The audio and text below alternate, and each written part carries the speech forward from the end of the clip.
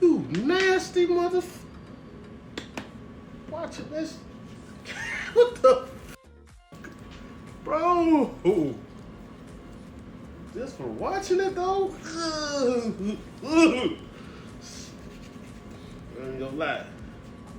The new 50 Cent produced documentary on Netflix dives deep into the long-running allegations, controversies, and behind-the-scenes power moves connected to Sean Diddy Combs. The film doesn't just revisit headlines, it pieces together interviews, testimonies, past footage, and expert commentary to reveal how these stories evolved over decades. It also explores the culture of celebrity influence, the music industry's silence, and why the public conversation around Diddy has dramatically shifted in recent years. The documentary is intense, eye-opening, and has sparked major reactions all over social media. And that's exactly what we're getting into today. Let's take a look at some of the most viral and most thought-provoking reactions to the documentary. Before we jump into the reactions, make sure you like, comment, and share.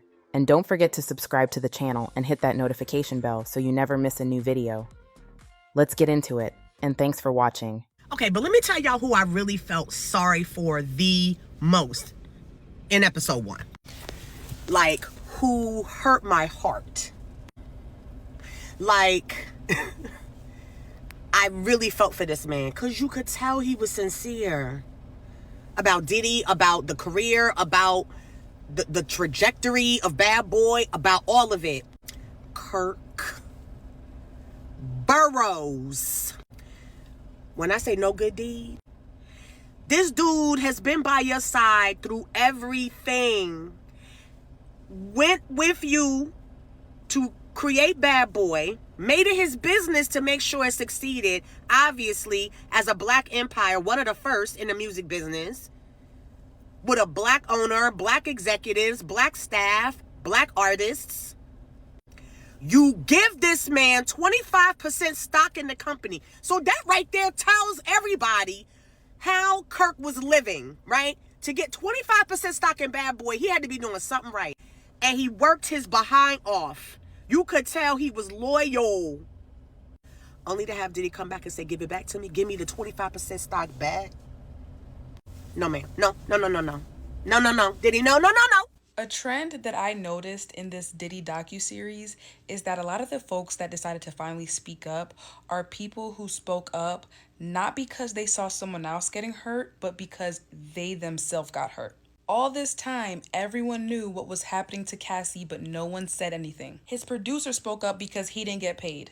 Now, yes, I know he was a victim, but he did not speak up until he did not get his money. A lot of these people who were sticking beside Diddy let him do whatever he wanted for years. It wasn't until they themselves became a victim to whatever Diddy was doing that now all of a sudden they got something to say. Everyone knew what Diddy was doing. Y'all knew he was responsible for Biggie and Tupac, but no one said anything. Y'all knew he was beating Kim Porter. Y'all said nothing. Y'all knew he was out here taking wives and girlfriends of his colleagues, but y'all said nothing. You guys also knew it was weird that he had this God complex, and y'all said nothing. I don't know, it just seems as if Diddy just finally pissed off the wrong person. Y'all know who they didn't mention? I don't think once in that documentary, though. Lil' Kim. I finished watching that Diddy documentary last night, which this was my first time watching any documentary on him. He legit rose to fame. The more people died. The charity basketball game, which was my first time hearing about that, and the 9 people that lost their lives, and he started to rise to fame after that, that was just crazy to process. And the more people died, he just continued to succeed. And that is freaking insane to me. Insane. And then you can see in that photo, like in the video that Biggie did when he said like he was in fear of somebody about to kill him in LA, and the photo that they took together, you can see on Biggie's face the worriness that he had. Like he was legit in fear of his life. And this whole entire documentary was freaking insane. Knew about some stuff, But I didn't know about all of that shit that went down. That is crazy. And the reason why they had this behind the scene footage is because Diddy did not pay the videographer. Man, oh man, oh man. That Netflix documentary that 50 did on Diddy, exposing everything, footage that was never ever seen before, people that we've never seen before, exposing the truth about everything. Puffy, Diddy, whatever he calling himself now, is pissed because he tried his best to have that documentary stopped, completed, and now is trying to have that documentary taken down. But 50 Cent, being as smart as he is, man, him and his team make sure that they secured it where the documentary will stay on Netflix and will not come down. I'm going to say this right now. 50 ain't to be played with, bro. He ain't to be played with. I don't think 50 a billionaire like Diddy a billionaire or was a billionaire. I don't know how much all them attorney fees cost. But 50's not to be joked around with, man. He put the facts out there. I did not know that Diddy had another man fly in every year on Biggie Smalls' anniversary date that Biggie passed to have this guy smash his girl, man, for hours and for days. I didn't know that. The dude told the whole thing, man. And I was asking myself, man, where the heck did 50 get this footage at? And you know what I realized? When you're successful, you create enemies. The more money that you get, the more cockier that you become. Diddy was getting real cocky, talking to his staff crazy, security guards, ex-employees. So you know what? They had the footage on their phones from years and years and years. 50 pulled up with a bankroll and said, I'll take that. I'll take that. Here you go. And he sat on it for a long time. And he dropped it at the right moment, man. During the wintertime, man, when most people are in the house, man, watching television, trying to stay warm. I'm going to say this, man. Diddy can't do anything about this Netflix series. I'm telling you, man, it's bad. When I watched it, man, I ain't gonna lie. I watched all 4 episodes twice. It's crazy. If y'all ain't seen that Netflix documentary that 50 put out there, man, y'all need to rush. Y'all need to rush over there and check that documentary out, because I'm telling you, this is real drama, man. This is real drama. Diddy a dirty ass dude, man. Grimy. Y'all hear how he talked to his attorney when he was in that hotel trying to manipulate the system? Did y'all hear how when he was in the SUV after shaking people's hands and the guy gave him a jacket, a special jacket that was made for him, how Diddy's got in the SUV with his staff and said, I need to go take a bath. Give me the hand sanitizer. As if he's better than somebody. Just because you got money don't make you better than nobody. You know why? Because just like the rest of us, God got a date for you to check out. Just like he got a date for all of us to check out. But I ain't even going there, man. Go check that documentary out, man. Shout out to 50 Cent, man. You did your big one on collecting all that footage. That was a lot of footage over the years, bro. You guys go check it out, man. Thanks for watching. This man went back to the hood knowing he was in trouble. Like, went, dapped some hands up, said, hey, bro, you know, I see you, bro. Like, some dude made a jacket for him, like, made this just for you, Puff. He puts it on. He dapping everybody. He's shaking hands. He kicking. He gets back into the car and says, I need some hand sanitizer.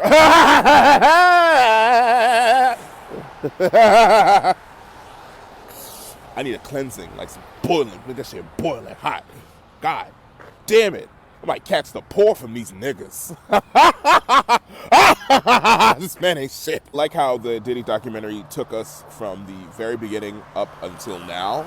Because, like, yeah, to remind people to, and also to teach the younger generation, like, how important Diddy was to the golden era of hip-hop, to, like, the 90s. Like, yeah, like, Diddy was hip-hop. And he wasn't,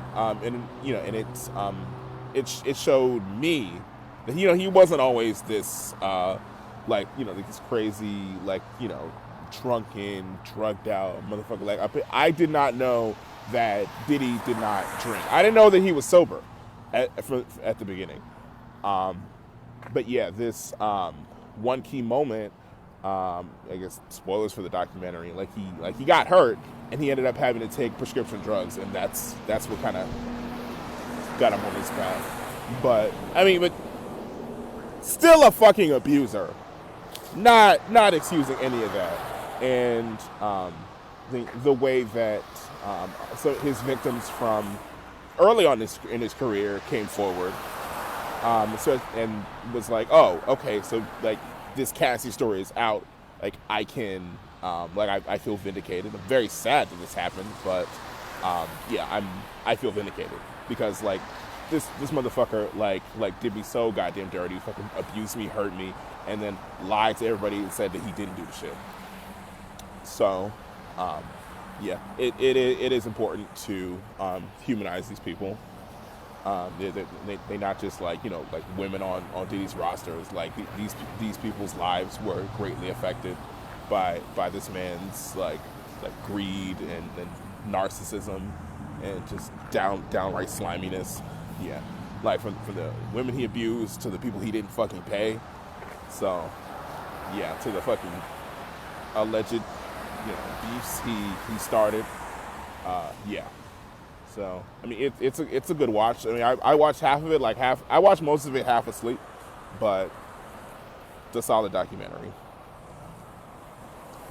But where's that G-Unit documentary, Tiff? You never want to beef with three people in this world: 50 Cent, Kendrick Lamar, and Eminem. 50 Cent made me realize I'm not hating to my truest potential. They asked 50 Cent in the interview, if Diddy seen this documentary, what would you think he would say? He said he think he would say, wow, this man is a menace. This man been gathering evidence longer than the FBI.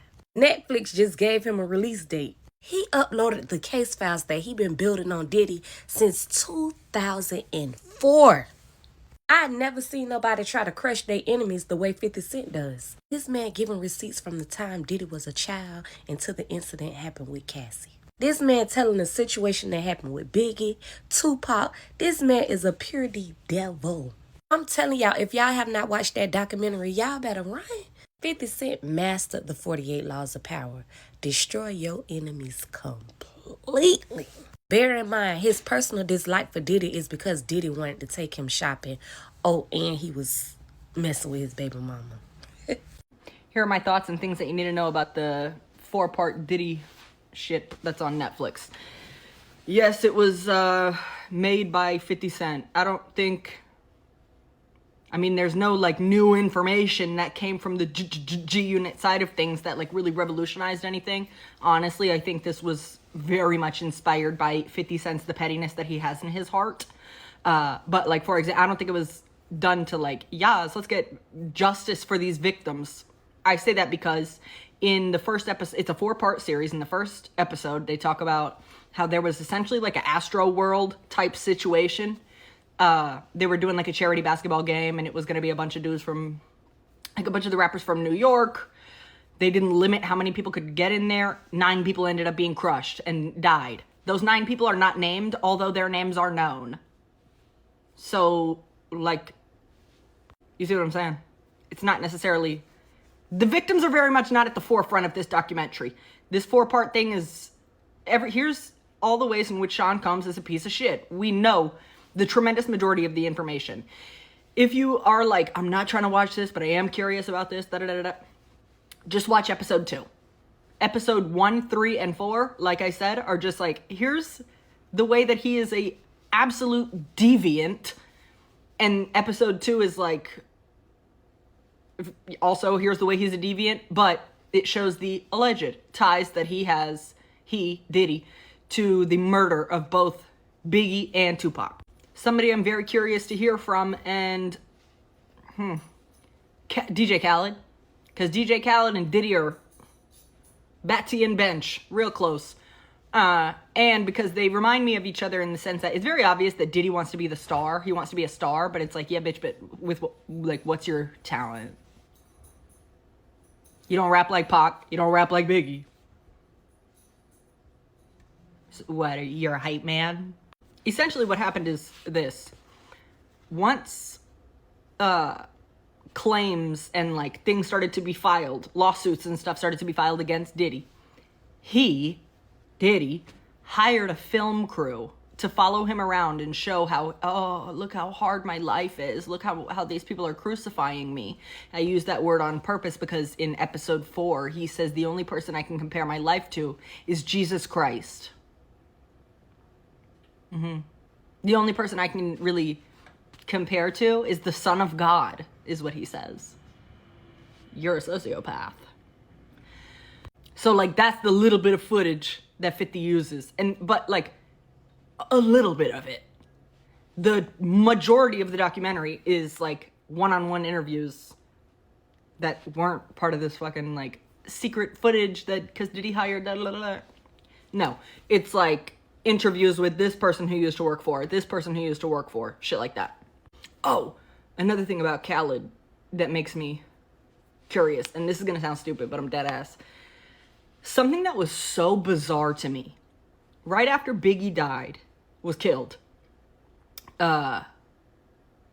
Puff, Diddy, goes on like an award show and sings the, everybody, that one.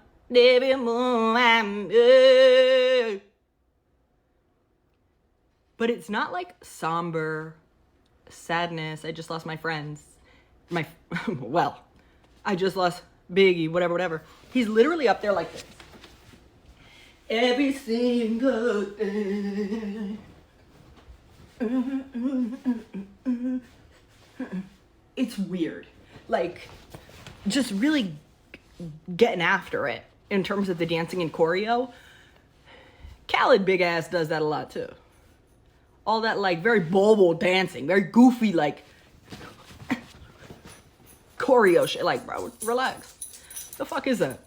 You know who I bet knows all the answers to everything? Nardwar. $1 trillion or 10 minutes with Nardwar? I'll still take the cash, but I bet that motherfucker knows some stuff. And in closing, I think there is one scene that's like, it's very easy to overlook, but it's like, that's everything you need to know about him. He's wearing a necklace or whatever, and he's walking out of his hotel room towards the elevator. One of his, like, you know, some member of his entourage or one of the little workers around him, Diddy, is like, do you want this chain? And he was like, yeah, walk with me. And so while he's walking, this man is like trying to put a fucking necklace on him, which I'm sure if the man would have accidentally like, around his face and head and neck and shit, Diddy would have used that as a reason to fucking stomp him out or something. Anyway, long story short, he makes this man like walk behind him and put the necklace on him and shit. Gets in the elevator, looks in the mirror and was like, I don't need this, take it off. Are your hands broken? Do you have on a full set or something, you bitch? Exactly. Oh, also somebody who I'm sure knows a lot, Machine Gun Kelly. Because before Machine Gun Kelly did his like, I'm in love with the emo girl. You know, he started with that, yeah, bitch, call me Steven. You remember? He started as a rapper. Guess who he was signed to? Bad Boy. Wait a damn minute. So you're telling me that a girl who watched Making the Band growing up can be an unbiased juror for Diddy's RICO case? Please. I am so happy that I never got the Diddy propaganda on my side of TikTok when the case was actually going on. But I will say that, and if there is one thing that people can actually learn from this, is that when someone is always associated with or around drama, it's because they are the problem. They are the problem. Because how is it that anyone who is around Diddy is somehow involved in attacking, SA, or shooting or violence? Just there's something around at all times. And it's not only that, but it's also what an insecure, jealous man and manipulative person is willing to do to get what they want, because it is absolutely insane. Things that he did to get himself in the limelight, like on the Rolling Stone cover, on his own album, and then all that shucking and jiving he was doing on the stage, talking about "We miss you, Biggie," after he made Biggie pay for his own funeral. But the last thing I will say that literally everyone can learn from this documentary is to never, ever, ever offer to take 50 Cent shopping. Immediately no. Don't ever think about doing it. Lil Rod said that Justin Combs was there in the room whilst his father was, you know, having one of these events.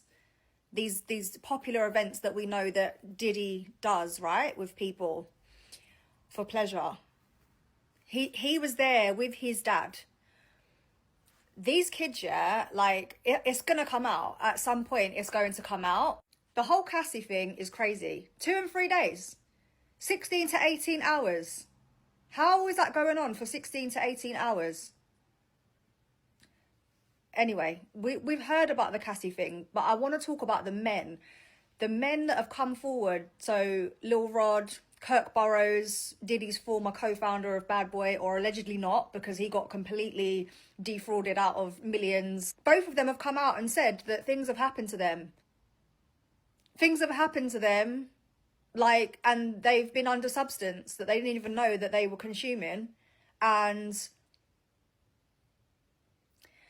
how many more men and people are there that have, you know, been victim to this person? And low-key, I'm not gonna lie, one of the sickest parts about that new Diddy documentary is how he did Biggie. And mind y'all, we, the world, the people, are just now finding out about this. So aside from the fact that I think that he definitely is responsible for Biggie's passing, not only that, but you then plan this big extravagant funeral. I'm talking, y'all remember his funeral. It made the news, it made magazines. It was one of the biggest celebrity funerals yet. Like, literally planned this whole funeral, took credit for it. Come to find out, you didn't even pay for it. You made this man pay for his own funeral.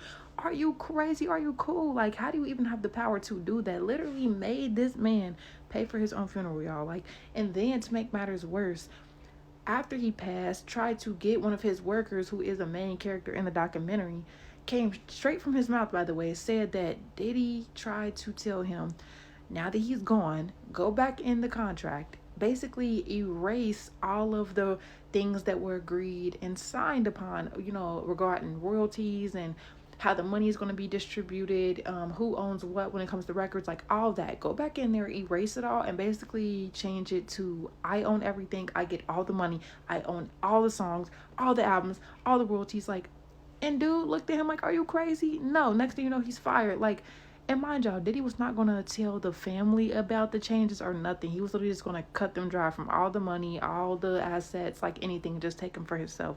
Boy, did you out your mind. Mind y'all, Biggie passed away how many years ago? Like, that just shows you how much power he holds. The fact that this never got out, like, that just shows you how low down, dirty, how much of a sneaky snake he really is. I wonder, did his family know? Are they just now finding out like we are? And mind y'all, this was supposed to be his best friend, the one that he made a whole damn song about. And it's so much worse than that. But honestly, I just feel like this is so crazy to me. Like, the whole documentary is really wild. If you have not watched it, go watch it. But this right here, I'm not gonna lie, y'all, this is definitely like, this is crazy. It's just so sad to see how it all played out, because when you really watch the documentary, there are clips of Biggie saying, like, you know, I don't want to be involved in certain stuff. I don't want no beef. I just want to chill. You know, I'm just here for the music and the vibes and the fame and the money. Like, that's it. And Diddy literally convinced him to get caught up in all this shit and damn near forced him. And now look where that got him, because that is exactly where that got him. Like, man, I'm not gonna lie. Y'all gotta go watch this. It is crazy. Diddy need to stay exactly where the fuck he is at. So, of course, everyone and their mom is currently watching the Diddy documentary that has been long teased, that 50 Cent was an executive producer in making. I have a couple things to say, and I will say them quickly. First and foremost, this is probably this is a pretty well-made doc. It had actually some surprising footage, some never-before-seen footage, and it interviewed a lot of people that I didn't expect them to be able to get interviews from. There was people who were in active lawsuits with him, people from his past, people from the present, people from the future, that told a very specific story that I find very convincing, and there was like evidentiary support actually in the doc with the footage that they were able to use. It also added credence to the documentary makers and the story they were telling, because they had footage from like 6 days before Diddy went to jail. And I think, people are talking about how they got that footage. There is a rumor going around that Diddy was in the works of getting a documentary made about his life, hopefully hoping that he beat the case. And because he didn't beat the case, the filmmaker sold that footage to Netflix, and Netflix was able to give it to this doc. But there's a lot of the thesis of this story is money, power, how it corrupts you as a person, and how coming from a broken foundation, and I'm not going to say a broken home, but a foundation with instability creates somebody like this when they get access to the things that they've wanted access to. This documentary made it super clear that black capitalism will not save anybody, right? It will not put us on a pedestal. It will not move us forward. And to have people still pledging their allegiance to the capitalistic flag as black people is insane, because this is where it leads, like truly, truly where it leads.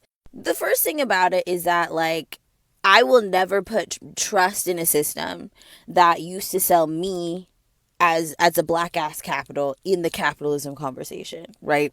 And so when you see people who are powerful, like a Diddy, like a Kanye, like a Jay-Z, and they're selling you a dream, they're selling you a bill of goods, like, I'm a black owned businessman and look at my life, I put black people first. But when you dig below the surface and you realize that they're just recreating power structures that white people have done to our community for hundreds of years, for our own people, to our own people, it starts to look a little different in the light. They get into details about how he learned how to basically steal artist publishing from Andre Harrell, and how he basically perfected it in this way where Craig Mack, who was under him, who was a very important figure, a really important rapper under him in the early days of Bad Boy, had no money because Diddy was doing all of these sleight of hand tricks to steal money from his artists. This goes into the part where they're talking about Diddy's funeral, and they're trying to make it the biggest funeral in the world and all of these things. And instead of Diddy paying for that funeral for his friend that was murdered, he was obviously presenting it that way, like, I'm giving my man the biggest funeral ever. He charged Biggie's estate for the funeral, so his mom would get a lesser cut of the money that she was owed. On top of that, after Biggie died, he changed Biggie's contract to make it more favorable for Bad Boy without consulting his mom. Okay, so these are just sleight of hand things that prove, one, when you're only looking for self, there's no room for the collective in a capitalist situation, right? You're only looking for self. You're only trying to continue to get yourself to the top of the heap. And this man was addicted to getting himself to the top of the heap. This brings up a lot of other conversations. I have a YouTube video talking about black men, the prison industrial complex, and hip hop. I will put a picture up here. It's on my YouTube channel. It's like a year old. But I made that video at the height of the Young Thug trial and when Lil Durk went to jail, okay?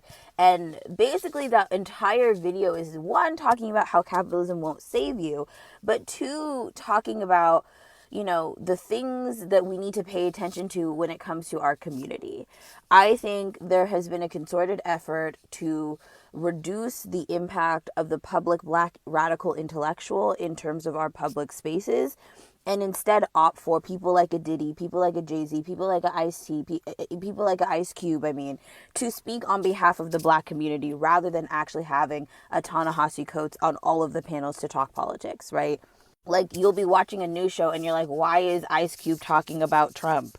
Why are we even asking political questions to our artists, to our creatives? Like, why are we not talking to a Ta-Nehisi Coates or some of our other sociologists, intellectuals, historians in general? And I know that that's a concerted effort on behalf of control, on behalf of inspiration, on behalf of creating these symbols that are slaves to capitalism in order to show younger generations, like, oh, well, we're talking to him because he's hella rich and hella powerful and that's his value, instead of talking to somebody who actually knows what the fuck they're talking about. I think such damage has been done by the absence and the shrinking of the public black radical intellectual. And I understand why. Part of it, I think, is self-protection because of what happened to a lot of our public black intellectuals in terms of assassinations and being gang stalked by the United States government and the FBI. I 100% understand that. But so much damage has been done by replacing a Malcolm X with a Diddy or a Jay-Z or some of these public figures, and forcing these public figures to take on this role of also being able to speak on behalf of what's best for the black community, and us accepting that. Who becomes our inspiration? Who becomes our symbols? Who becomes our guideposts? And I don't really believe in idolatry. I don't really believe in stan culture and all of these things, but you can see how as the fall of our black public radical intellectual, fell in stock in terms of public appearances. Like Malcolm X used to be on like news shows doing public debates. Like James Baldwin used to have like televised debates that people would watch like all over the world. You know what I'm saying? And like to see that fall and to see all of those people either pass away young, be murdered, be assassinated, be exiled, all of these things, though they continued the work and the legacy lives on. But seeing all of that happen and then having them be replaced by people like a Diddy, by people like a Jay-Z, by people like these Kanye West, and the only claim to fame in terms of their credentials to speak on behalf of us is, I'm the one that made it out. I'm the one that's a billionaire, so you should listen to me, is insane. I think that plays into conversations that we have a collective community been having about stan culture, about identity reductionism, about how we even view politics in just a total lack of seriousness when it comes to what we demand of people, how we use our power to affect those changes that need to happen for our community and the greater society. Sean Combs, aka P. Diddy, is an evil person. And there are a lot of claims made about his alleged involvement in the Tupac situation, as well as the Biggie situation, that I do believe.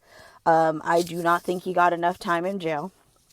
I do think that he is a bad person, and he has been using these manipulative tactics for years to be able to continue to have good favor amongst our community, to the point that if you go in mixed company and you say, yeah, Diddy did it, yeah, Diddy's a shitty person, there will inevitably be people that will cape for him, R. Kelly, Bill Cosby, for so many reasons based on like things like identity reductionism and other things. And I think this doc made a good case for this pattern recognition of how Diddy moves in terms of tragic situations, and being able to be so sly to slip his way out and put someone up to take the fall for him. Even now, with the news about what he did for Thanksgiving for the inmates and stuff like that, I think that's important to note, that is PR, that is capital he's bargaining off of. And now that he only got 50 months, he's able to continue to build the foundation for him to make his comeback when he gets out of jail. We as a community need to think really hard about the value and the place that we put capitalism in our society. We as a community need to think really hard about who we put in that position to speak on behalf of us, to speak on what's best for us in mixed company. And again, a lot of things are alt-right pipelines that a lot of people are kind of just waking up to. And I think we need to do better with realizing those things and rooting them out of our society. And one of those very old, classic, tried and true alt-right pipelines for the black community is selling us black capitalism as if it's anything different than regular, exploitative, disgusting, dehumanizing capitalism, the way it's always been, the one that sold us. Man, not y'all thinking 50 went too far with the Netflix documentary about Diddy. All the shit that Diddy done pulled, and y'all think 50 was the one who went too far? Why is it that y'all think he shouldn't have been exposed? Like, what's wrong with y'all? That man was really a fucking monster. Like, what's wrong with y'all? All these years, the impression, the depiction that was painted about Suge Knight, all these years, that was Diddy. That was Diddy. All the shit, all the big bad wolf, the bully, and the power tripping that everybody said about Suge Knight, the extorting and all this, that was Diddy. That was Diddy, man. That motherfucker was something else. So as I stated already, he may not deserve to be in prison for the Cassie allegations, because we saw the loopholes in that. But He definitely deserved to be in that motherfucker. For everything else, and he should have been in there a long time ago. There's no actual reason that he should be seeing the daylight anytime soon, if ever. Diddy was a chosen one. Before y'all come at me, let me tell you what I'm talking about. I'm a seer, and my family's from Louisiana and Mississippi. I've had my gifts my whole life. But one thing that I do know as a chosen one, because I'm chosen, is that we are here to shift the collective. But we also have free will. And it's up to you to decide which side you're going to be on. Or if you learn how to balance the two. Because it is about balance, and you need the light and the dark and the light. But if you're too far in the light, you're not going to accomplish what you're supposed to in this timeline. If you're too far in the dark, you're not going to do it either. Diddy was a chosen one, but he chose the dark, and he dove in it. And I'm going to break down this show because as a seer, I saw things y'all probably missed. So let's get to it. All right, numbers are very important, especially if you're thinking about, like, the top 1%. They utilize numbers and they utilize spirits. So at the gym, there was 9 people that were sacrificed. That number 9 is very important. If you think about Nikola Tesla, and he said the keys to the universe is 369, it is. Okay, so when he got away with the 9 sacrifices, he knew then that he was empowered. And what happened after that? Every time something happened that was a sacrifice, people dying away, he got bigger. He got bigger and he got stronger. He got bigger, he got stronger, and he got richer. Right? That's not by accident. That is by plan. That is designed that way. Right? And it's been written in his life because his house number, when he was on that picture with him and that other little dude, the house number said 111. That's the house he grew up in. 1 is a very powerful number. Okay? It breaks down to, come on now. Okay, let me stay on topic because there's so much to talk about. The male process, they had that going on for 8 years. And they utilized them in rituals. They utilized him in rituals. Because why were they taking his, and was taking it? And he was like, well, what are you doing with it? And then they stopped. Because they were doing ritual stuff with it. Remember, he said she had him, Diddy had her do all the different things. I'm not going to talk about that because it's so disgusting. But you know what I mean? Like, that was a ritual. That is empowerment. I would like to know how his life has been and what kind of thing has been going on in his life, because they used his life force for something that they were doing. That's why when I tell my clients, like, when you're having intercourse with someone, don't allow them to spit in your mouth. Don't allow them to do different things, because that's sex magic. That's domination. Don't allow people to do that because they're dominating you spiritually. Okay, I digress. Let's get back to the man, the male part, and how they had him come every March 9th. I have my notes because it's crazy. 3/9/1997 is when Biggie died. That breaks down to an 11, which breaks down to a 1, which is a 111 that he was born in, the house that he was born in. They knew that. They used 3 people on that date for a reason. And if you don't believe me, you don't have to believe me. But I'm telling you, because I'm telling you that it is all by design. Sean John was created in 1998. That was after the incident in 1997. The incident when Biggie died in 1997. He had his first solo album or whatever, and he also created Sean John. In 2006, he had his first SA charge, and then in 2007, he partnered with Ciroc. Do you think that's all about just, oh, that's just an incident? No. Because I feel like he sat there and said, hey, I'm going to do this. What do I need to do this? And he was told to do that. Okay. One thing that I did notice about Tupac is a seer.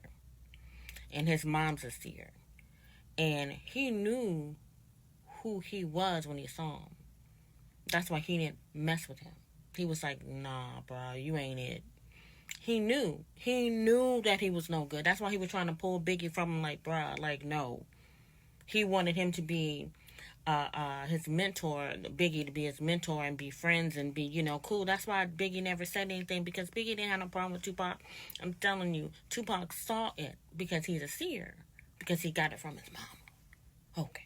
Now, let's talk about this tattoo that he put on his back. The Haitian spirit that he put on his back for protection. It did work. Everybody was like, she's a protector of, you know, women and children, and she is. However, with any deity or whatever, you serve that deity. You give offerings to that deity. And not only did he do that, and I know he did it in a big ritualistic way because he's a warlock. Okay. In the video, if you notice that his son, so everything breaks down to 369, like I mentioned before. Nikola Tesla talked about the keys of the universe is 369. He had a lot of people with him towards the end as he was going to jail, his trial and everything. But he kept King and Justin with him all the time. I don't know if you noticed that. King was wearing some green pants with that deity, that spirit, embroidered on it. And the three of them were together everywhere. That was on design. That was on purpose. Now, y'all got to tell me how many people was on his dream team, the amount of attorneys. I don't remember how many, but I'm quite sure it was significant. Like, the number was significant. So I'm saying all this to say that the world is a stage. Okay? When you really take a deep dive and look at this spiritually, we really have to pay attention to how a lot of these celebrities move. The keys to the kingdom, the money, the billionaire status, has to come with a lot of. And who taught Diddy how to grow? Because that's what he's been doing. I can tell you, but y'all already know who's doing it and who taught him. Why do you think he only got 50 months? Leave a message, comment, because I can go on and on and on, but I'm gonna stop right here, and I want to get y'all feedback on what y'all think I said. Like, you agree, you don't agree, I don't really care. If you don't agree with me, I don't care. But I'm telling you, these are the things that I saw in this here documentary, and nobody can tell me anything different. Let me know what you think. If you're just now tuning in, I'm giving my takeaways from the Diddy documentary that is now playing on Netflix. If you haven't gone and seen it, please go watch it. It's 4 parts. I think it's very, very good, but more importantly, it's mind-blowing. I cannot confirm or deny anything that's in that documentary. However, this is my takeaways from it. So I'm on number 5. If you haven't watched my previous videos, go watch them.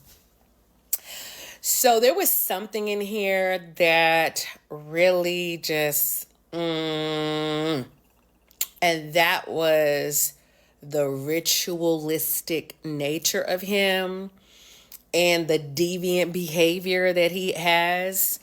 When one of the guys that he was doing the thing with Cassie at these hotels, one of the workers that would come in and perform acts with Cassie, he stated that on the anniversary of Biggie's demise, they would be in celebration for days, right?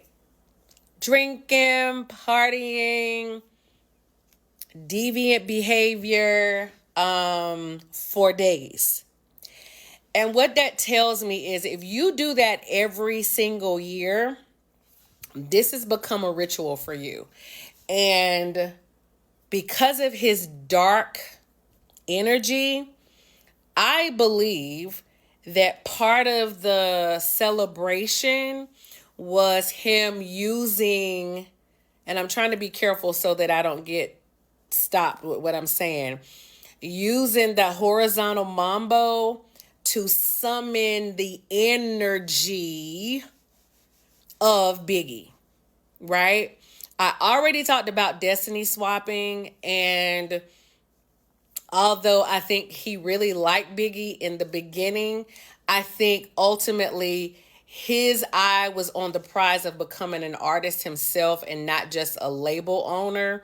And he recognized that he could be more famous or more infamous if he did not just be a label owner. If you remember at the Hip Hop Awards where Suge Knight got up there and said, hey, if you don't want somebody up in your videos dancing and blah, blah, blah, blah, blah, blah, that was very telling because I grew up in that time. I grew up in the 90s. And he was always in his artist videos. He was always dancing. He was always saying something on the songs. If you go back and listen to all the songs, take that, take that, take that. He was always somewhere in the background. You knew he was there. His presence was there. So something about that was really, really dark to me. I felt like he wasn't in celebration of like, oh, this is Biggie's day in that sense. It was more so I'm summoning the energy of Biggie because I need it around me. And to celebrate in the manner in which he celebrated, something about that ain't right. Something rotten in the cotton, as the old folks would say. So yeah, the rituals and the deviant behavior, I mean, boy, and they could have touched on the deviant behavior a little bit more. I know we saw it as the trial went on, but they missed so many parts, man. They missed so many parts. And I'm going to add this to it too.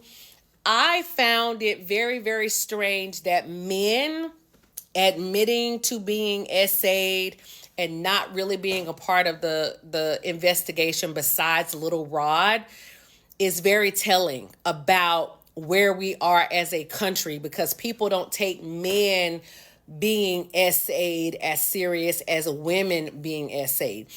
I will throw in a little statistic. At least 1 to 6 men have experienced SA orbs in this country. So, and I'm a little bit concerned about, I got questions surrounding Little Rod's talking about this in the documentary, because he would talk about how, you know, they would use the baby oil. And of course, the baby oil was laced with something that, of course, knocked people out. And then sometimes he would wake up with women, and then sometimes he would wake up with Diddy beside him. And then he said he was sore. So if that is the case, Little Rod, my question to you was, why did you stick around? Why didn't you go to the police? Why didn't you tell somebody? Was it because of the fact that you were living a lifestyle that you were not accustomed to living? You didn't get paid for the work that you did on the Love album. So what were you gaining out of this experience if 1, you were being essayed, and 2, you did not get paid for the work that you did on the Love album? So I got questions about that. But yeah, he just has dark energy. I mean, people have been talking about like looking at him in interviews, and you can see it in his eyes. If you're a spiritual person, you can see the darkness on somebody. Okay. And I promise you, all throughout, like, especially the footage of him leading up to him being arrested, there were just moments where you're looking at him and listening to his voice, and you know it's dark. You know it's, and it's twisted, because when he's talking, He might call you playboy, or he might say baby girl, but what comes after it is not endearing. The energy is not endearing. You know what I mean? He might be speaking a certain way, but the energy behind what he's saying is not endearing. It's not loving. It's not caring. It's dark. Yo, the Diddy documentary series on Netflix is trash. And I don't mean that in a bad way. It's worth a watch. But there's nothing that you really see that you didn't already know due to the trial and everything else that they talked about in previous years. They just went in depth more about things we already knew. Like, they brought out some of his, early childhood friends, and even his owner of Bad Boy when they first started, and like his assistant and a few other people to talk about certain incidents, in depth more. But they bring up like the Shine incident with him and J-Lo at the club, an early incident before he started Bad Boy when he was party promoting, and of course, Cassie and the trial and all of that. And they did talk about the jurors. You saw a couple of the jurors that got to explain a little bit more why they made the decisions they made as far as, his verdict. But overall, it wasn't anything spicy or anything, like, oh, wow, I didn't know that. Like, you leave more confused than anything, because even some of the people talking about certain incidents that sued him and things of that nature, you believe them because what he did was terrible. Like, I'm not advocating for what Diddy did, at all. But they do leave like questions about certain things that they say, like, okay, like it's probably true, but how much are you embellishing? And I got one major question. Where's Farnsworth Bentley? I know he knows about all of the skeletons in Diddy's closet, and you don't see this dude anywhere anymore. Where's Farnsworth Bentley at? Get him on an interview to be like, yo, I know this, this, and that. Because I know he needs a resurgence, and I guarantee you, if there's skeletons in the closet that people don't know about, I know he knows. But it's worth checking out. But let me know if y'all saw it. What do you think? You feel me? This is me before I started watching the Diddy documentary. I've been scared. I've been putting it off, but I'm about to cave in right now. So this is me before, okay? This is me before. Okay. This is me 2 episodes in of watching the Diddy documentary. I got 2 more episodes to go. This is me after watching the Diddy documentary.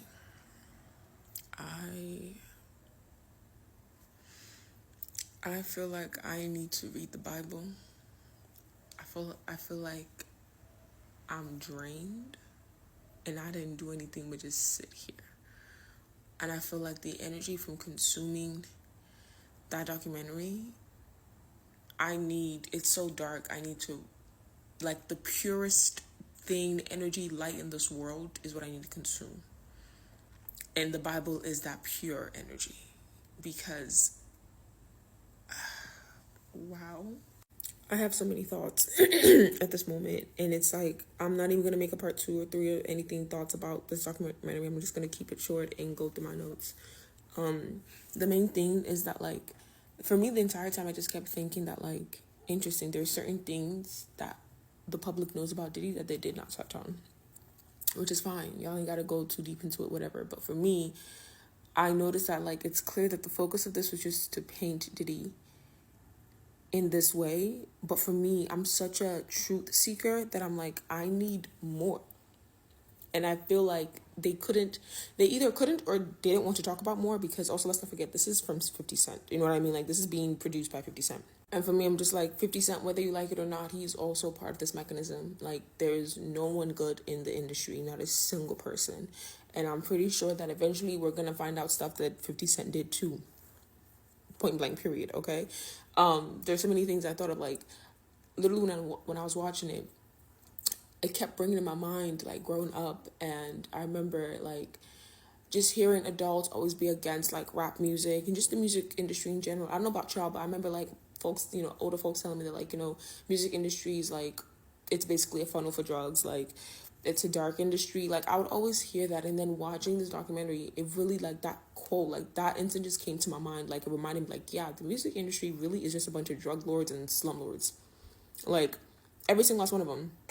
Suge Knight, Clive Davis, all of them. And then also for me, the thing that, like, they did not touch on that I wanted them to touch on, but hey, like I said, they had a very specific POV that they were trying to paint, And I'm just such a truth seeker that I'm like, no, paint the whole thing. Give us the whole tea. Like, talk about the fact that Diddy did work for the feds and is an informant for like the CIA, and like the CIA was using those fucking tapes.